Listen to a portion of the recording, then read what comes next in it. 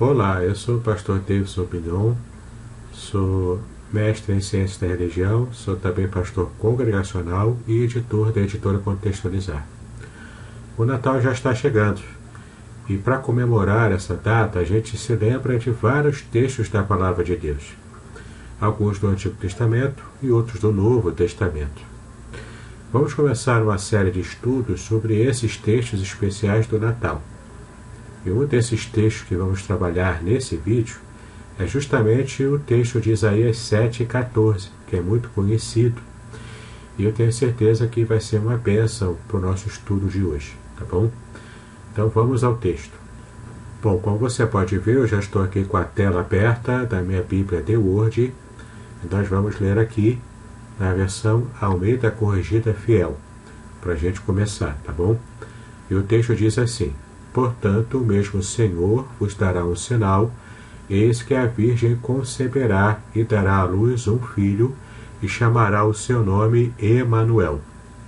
Nós, como cristãos, sempre entendemos esse texto como sendo messiânico, portanto, fazendo referência ao Senhor Jesus. E eu vou mostrar para vocês o porquê a tradição cristã ela entende dessa maneira. Mas então vamos falar sobre as controvérsias envolvendo esse texto, especialmente essa palavra aqui, a palavra virgem, por causa de um detalhe no original hebraico que nós vamos falar daqui a pouco para você entender.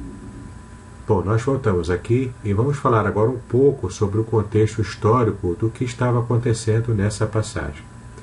Eu vou abrir aqui um resumo que eu preparei para que a gente possa entender o contexto imediato do que estava acontecendo em Isaías capítulo 7. Vamos lá. Bom, então eu estou aqui com o meu texto resumo para que possa guiar a gente aqui. Vamos ver Isaías 7,14 dentro do seu contexto.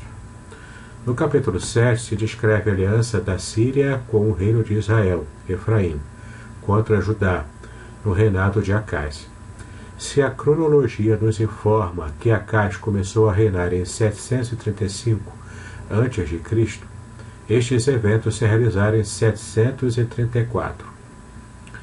A Síria, governada por Rezim, e Israel, administrado por Peca, o perverso assassino do rei Pecaías, aliaram-se com o iníquo objetivo de subjugar o reino de Judá e obrigá-lo a cooperar com eles na campanha militar contra a poderosa e agressiva Assíria. Com a ameaça de um ataque iminente, o rei de Judá e o povo ficaram aterrorizados e cheios de grande perturbação. Acás, de personalidade tíbia e pusilânime, ferido em seu amor próprio devido à primeira derrota frente a Peca e Rezim, cometeu a insensatez pecaminosa de pedir auxílio ao rei assírio. Ainda mais amedrontado, tomou a prata e o ouro da casa do Senhor e os tesouros da casa do rei e os enviou a Tiglat-Pileser com a declaração vexatória: Eu sou teu servo e teu filho, sobe e livra-me do poder do rei da Síria e do poder do rei de Israel, que se levantam contra mim. Como relata em 2 Reis. Diante desta situação aflitiva, Isaías recebeu de Deus a incumbência sagrada de procurar Acás com alguns objetivos. O primeiro deles, apresentar-lhe uma mensagem de estímulo da parte de Deus. Acautela-te e aquieta-te, não temas nem desanime o teu coração. Em outras palavras, ele queria dizer: não há nenhuma necessidade para preocupação.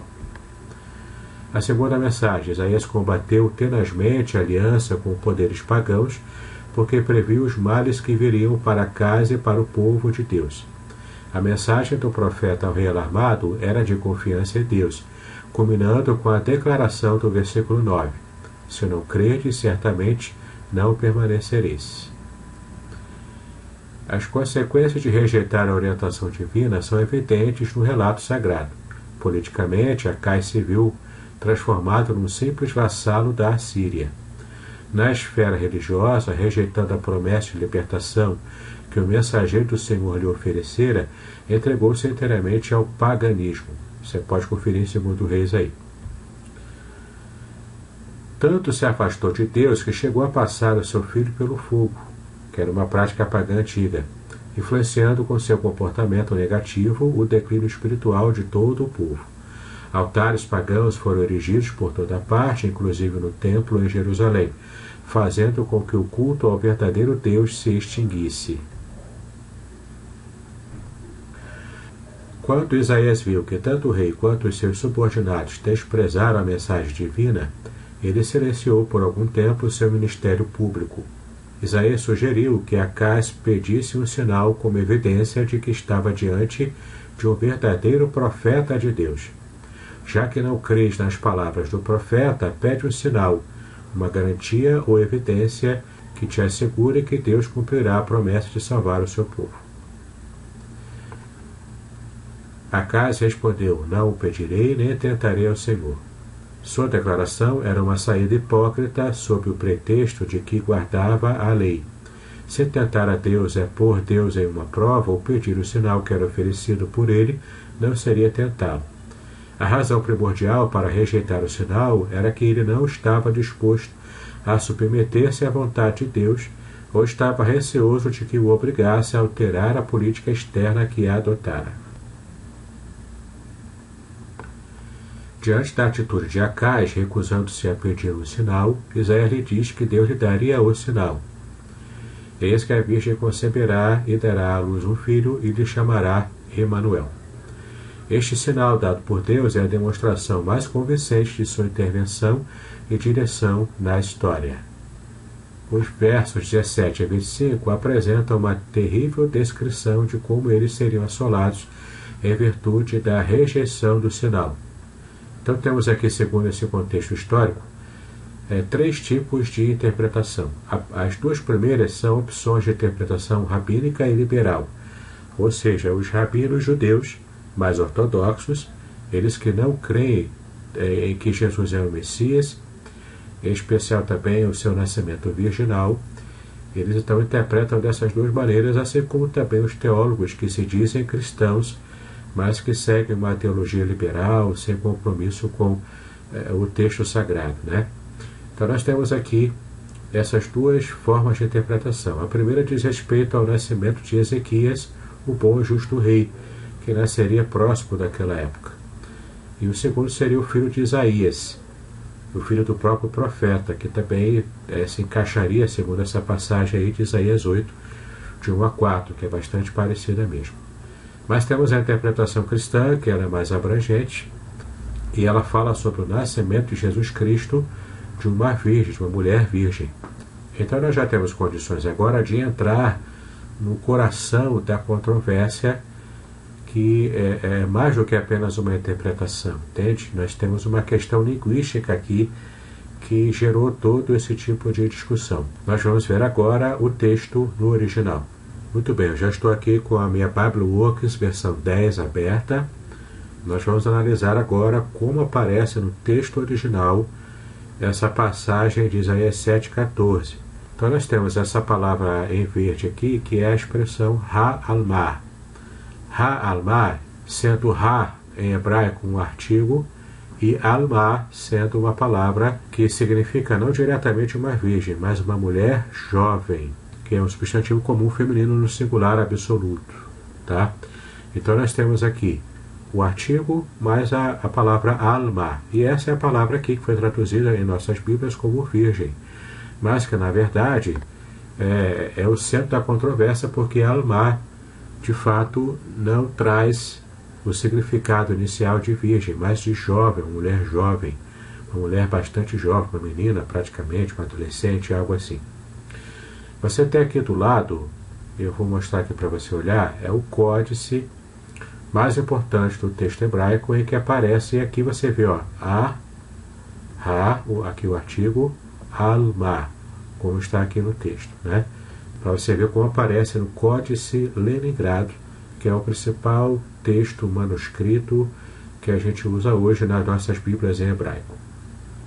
Eu vou mostrar para vocês aqui agora algumas edições que eu tenho aqui impressas, para que você possa perceber que todas essas edições em hebraico foram retiradas desse manuscrito aqui, chamado Códice Leningrado, que é um manuscrito da época medieval, tá bom? Eu vou mostrar para vocês aqui no vídeo.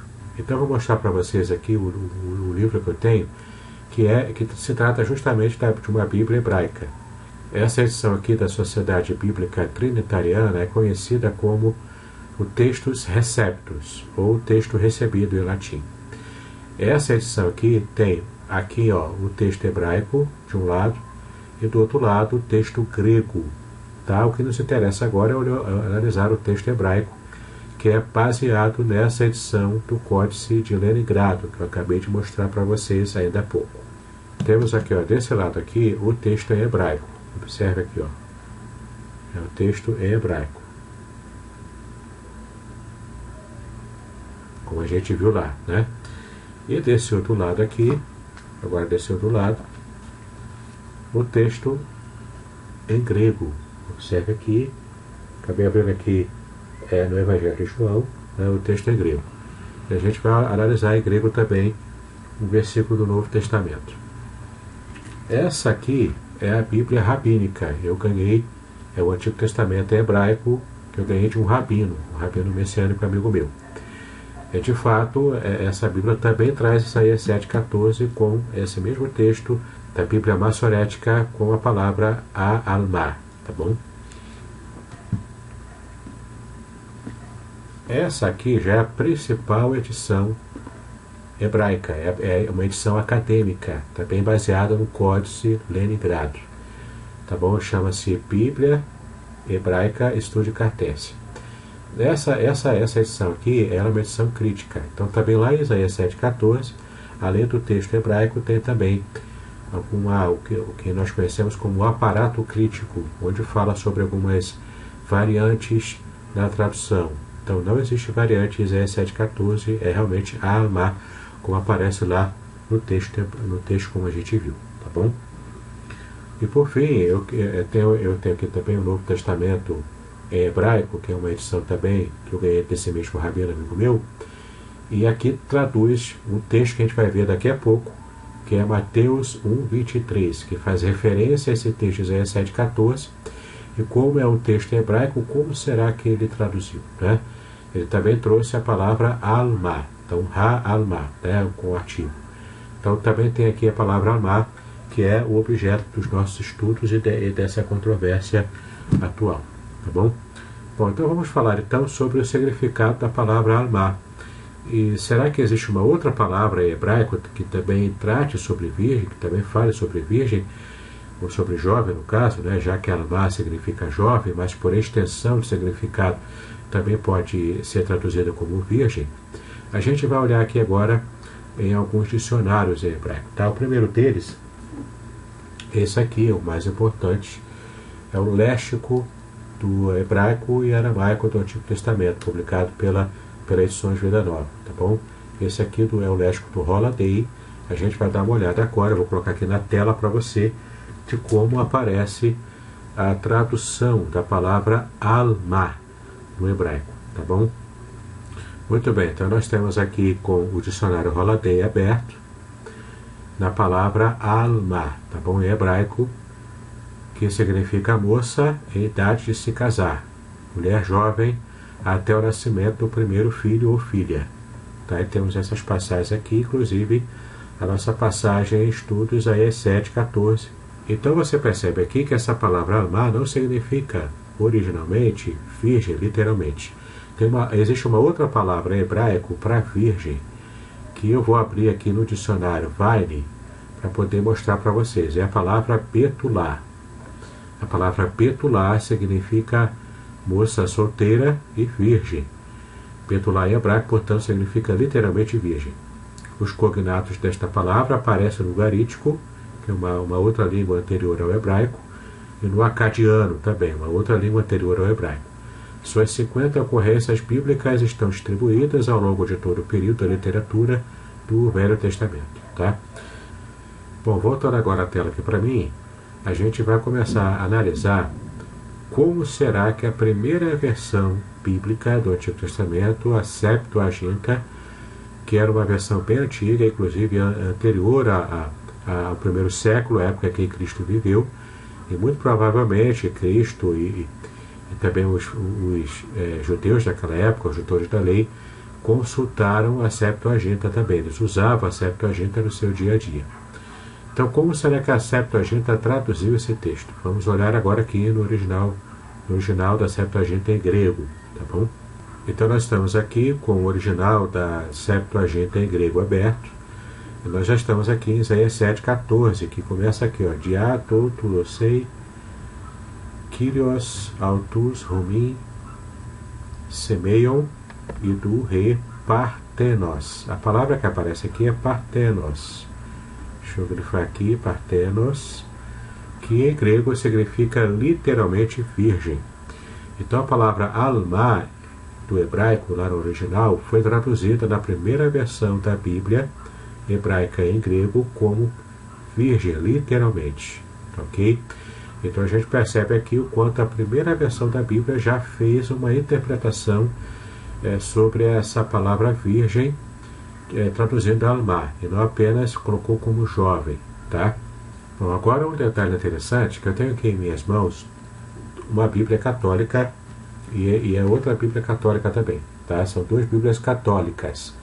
Essa aqui é a mais conhecida de todas, tem os livros apócrifos e tudo mais, e essa Bíblia católica aqui, a Bíblia de Jerusalém, ela traduz Isaías 7,14 não como virgem, mas como jovem. E também essa aqui, que é uma outra Bíblia católica, chama-se a versão TEB, ou tradução ecumênica da Bíblia, tá? É uma edição católica também, mas se propõe uma edição ecumênica, onde alguns, até mesmo o pastor evangélico participou da tradução, mas ela é realmente uma Bíblia católica, tá? Ela também traduziu Isaías 7,14 como jovem, não como virgem, ok? Bom, essa aqui é uma outra versão muito importante também para a Igreja Católica, que é a versão Vulgata, tá bom? Vamos ver como é que ela traz aqui Isaías 7,14, como é que ela traduziu em latim. Muito bem, eu já estou aqui com o programa da BibleWorks aberto, a versão 10 que eu tenho aqui, e aqui já tem na tela aqui a versão como está na Vulgata. Aparece aqui a expressão ecce virgo. Virgo é virgem. Então a Vulgata Latina também traduz como virgem esse texto de Isaías 7,14. Bom, então vamos ver aqui em outras versões em língua portuguesa, especialmente as evangélicas, e a gente vai ver como que as versões evangélicas traduzem, tá bom? Almeida século XXI traduz como a virgem ficará grávida, aqui ó, a virgem ficará grávida, tá vendo aqui no mouse, né? Ara, que é Almeida revista atualizada, ele terá um sinal, eis que a virgem conceberá e dará à luz um filho. Tá? A King James atualizada, eis que a virgem ficará grávida e dará à luz um filho. Nova versão internacional, a virgem ficará grávida e dará à luz a um filho. Aumenta a Corrigida Fiel, que nós já vimos, né? Que também diz que a virgem conceberá e dará à luz um filho. Nós temos agora aqui a LTT, que é a versão literal do texto tradicional, e ela traz aqui, ó, portanto, o Senhor mesmo vos dará um sinal, eis que uma virgem conceberá e dará à luz um filho. É interessante que a LTT ela traz algumas notas aqui, né? E sobre a palavra virgem tem uma nota, olha só. Virgem, a palavra é alma. E não há nenhum caso em que se possa provar que esta palavra designa uma jovem mulher que não é virgem. Temos aqui essa expressão aqui do Theological Workbook of the Old Testament, editado por Laird, Hare, Gleason, Archer e Bruce Walkt, né?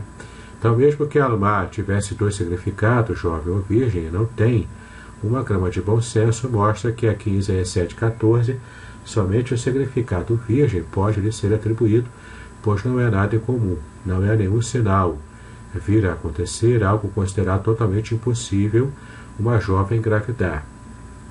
Todos conhecemos inúmeros casos de meninas de 13, 12, até mesmo 11 anos engravidarem. Aqui na letra C, ó, o mesmo Espírito Santo que assoprou a palavra alma à mente de Isaías e a fez escrever em 7,14, também usou a palavra grega partenos, que sem controvérsia possível somente significa virgem. quando o infalível Espírito de Deus, e não Mateus, mero amanuense de Deus, traduziu este verso do hebraico para o grego em Mateus 1:23, e esta é a prova definitiva que dá o ponto final ao assunto. Então aqui ele já está remetendo para Mateus 1:23, que nós vamos olhar com mais detalhe daqui a pouco. Nós vamos olhar aqui agora a versão NVT, que é a nova versão transformadora, que é uma versão muito interessante, que inclusive eu recomendo você adquirir. O texto diz o seguinte: por isso o Senhor mesmo lhes dará um sinal. Vejam, a virgem ficará grávida, ela dará à luz um filho e o chamará de Emanuel. Aqui também tem uma nota de rodapé, ou a jovem, que ela traz aqui uma tradução alternativa, seguindo mais a opção feita pelas Bíblias católicas em português. Mas então nós já vimos aqui bastante o quanto esse texto 17:14, na maioria das suas versões, ela foi traduzida como virgem, também seguindo a Septuaginta, seguindo a Vulgata, e também seguindo o original hebraico, que deixa entender que pode ser uma virgem, apesar da palavra que aparece ali não seja betulá. Betulá em hebraico é virgem, com mais clareza, mas a palavra alma, que aparece lá no original, também pode se referir à virgem, dependendo do contexto. E nós, teólogos cristãos, nós entendemos que o contexto pede que seja virgem, ok? Bom, muito bem, nós veremos agora o texto de Mateus 1:23, que foi mencionado aqui várias vezes, e vamos ver como que está esse texto no original, tá bom? Mateus 1:23.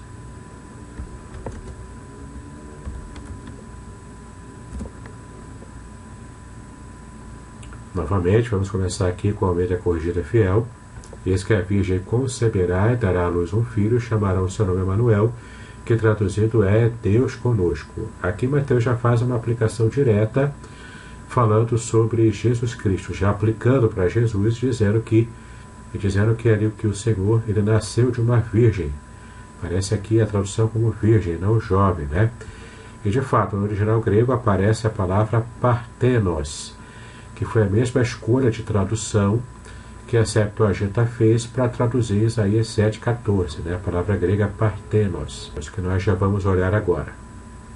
Muito bem, eu vou ter aqui a imagem para mim, porque eu quero mostrar para vocês esse livro aqui, Esse aqui é o Novo Testamento interlinear grego-português, traduzido, como você pode ver aqui, por Sérgio Gomes e Odair Olivetti, Ele já está aqui na segunda edição. Esse texto aqui ele é essencial para o estudante do grego bíblico, porque ele traz aqui as passagens, Ele traz o texto grego original, ele traz duas traduções, uma mais literal e outra menos literal, e aparece também do outro lado as palavras da sua raiz original do grego, o que facilita muito o estudo, E o mais importante é que esse livro aqui, ele segue, por exemplo, esse texto aqui também, que é um outro livro também, que é muito conhecido, para quem estuda grego do Novo Testamento, o grego koiné.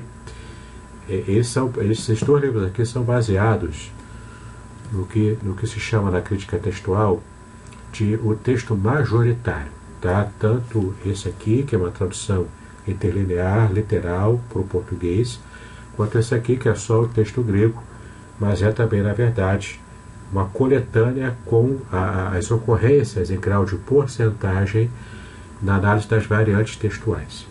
O mais interessante é que quando você vai estudar Mateus 1:23 nos originais, especialmente olhando aqui o texto majoritário, não há variantes com respeito a Mateus 1:23 quando faz referência a partenos. Não há nenhuma variante. Todos os textos gregos, todos os manuscritos, o sinaítico, todos eles, sem exceção, trazem partenos. Ok? Então isso é uma segurança para a gente perceber que essa é uma tradução. Quando Mateus 1:23 traduziu o Alma, de Isaías 7:14, como virgem, essa é uma tradução unânime, que nós temos uma garantia de que ele fez mesmo parte do texto original de Mateus, que é de próprio punho dele. Essa é uma garantia para a gente. Muito bem, já estou aqui com o texto do Novo Testamento grego interlinear aberto, e você pode perceber aqui em Mateus 1:23, tá bom? E do rei partenos em gastri exei kai texetai uion, tá bom? Kai kale susi to onoma autu Emmanuel, tá bom? E fez uma referência aqui a Isaías 7,14, como você pode ver aqui, tá? Em português. Eis a virgem em o ventre, gastria, que é ventre, né? Tem a ver com barriga, né? Gastro, né? Com na medicina também. Terá e dará à luz um filho, tá bom? Então aparece Partenos, que é virgem, nas duas traduções aqui, tanto a literal quanto a tradução mais com um pouco mais de liberdade, né, para ficar mais bonito em português. Então é virgem, como de fato aparece no texto majoritário, no texto crítico, no texto receptus, em qualquer qualidade de texto original aparece a palavra Partenos em Mateus 1:23. Só para poder também ter outro tipo de tira-tema, eu abri aqui o texto em Westcott Hort, que é um texto crítico do Novo Testamento. Ele traz uma outra teoria para tratar do texto do Novo Testamento. Ele pega então os manuscritos mais antigos, mais próximos do primeiro século, que segundo essa teoria seriam os textos mais fiéis do Novo Testamento, tá? Eu particularmente acredito que o texto majoritário seja o ideal para trabalhar. Mas para quem não é majoritariano e prefere trabalhar com texto crítico, você tem aqui na tela o texto de Westcott Hort, tá? Que também, como aparece também no texto de Nestlé Aland, na 27ª ou 28ª edição, que são as edições mais conhecidas da gente, né? Então temos aqui também, o mesmo texto, aqui o Mateus 1:23, em grego, aparece aqui a palavra Partenos, tá vendo aqui, ó, Partenos, para que você possa perceber que ali também é Partenos como virgem, tá ok? Muito bem, se você quiser analisar com mais calma, esse aqui é o texto crítico de Nestlé Aland. Eu tenho aqui a 27ª edição, aparece Partenos também. E eu tenho aqui também o outro Novo Testamento interlinear, grego-português, esse baseado no texto crítico também, o texto de Nestlé Aland, que eu acabei de mostrar para você agora. Aqui também traz a palavra Partenos, traduzindo Alma do hebraico. Muito bem, depois de toda essa análise, o que a gente conclui, né? A palavra Alma, de fato, significa mulher jovem, que na cultura hebraica antiga era uma referência clara e direta a uma moça que era jovem, portanto já se subentendia que era virgem. Como a gente vai interpretar então? É claro que nós somos cristãos e para nós esse texto de Isaías 7,14 é uma referência messiânica. Portanto, nós interpretamos como virgem e a base no contexto tanto de Isaías 7,14 quanto também no texto de Mateus 1:23, que nos ajuda a compreender melhor, que nos ajuda de fato a entender que a interpretação como virgem é a mais adequada, tá bom? Nós respeitamos aqueles que pensam diferente, os judeus e também os teólogos de linha liberal, mas nós optamos pela tradução de virgem, que é a tradução que a maioria das traduções evangélicas acertadamente fizeram.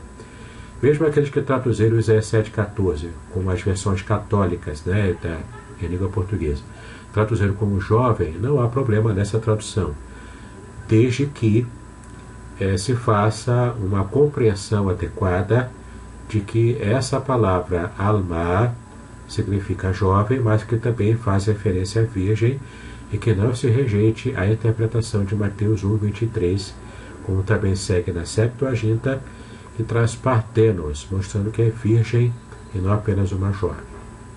Espero que esse estudo tenha sido interessante para você, e nós continuaremos com outros textos também que falam sobre o Natal durante esse mês de dezembro, tá bom? Paz e bênçãos, que Deus te abençoe, e até o nosso próximo estudo.